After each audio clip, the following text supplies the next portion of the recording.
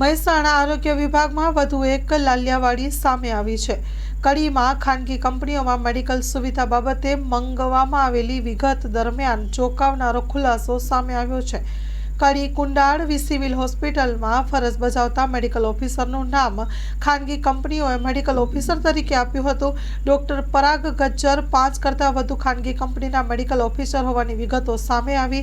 સરકારનો પગાર લેતા મેડિકલ ઓફિસર ખાનગી કંપનીઓ પણ લેતા હતા। પગાર તપાસ સમિતિ રચવામાં આવતા ડોક્ટર પરાગ ગજ્જરે VRS મૂકી દીધું હતું।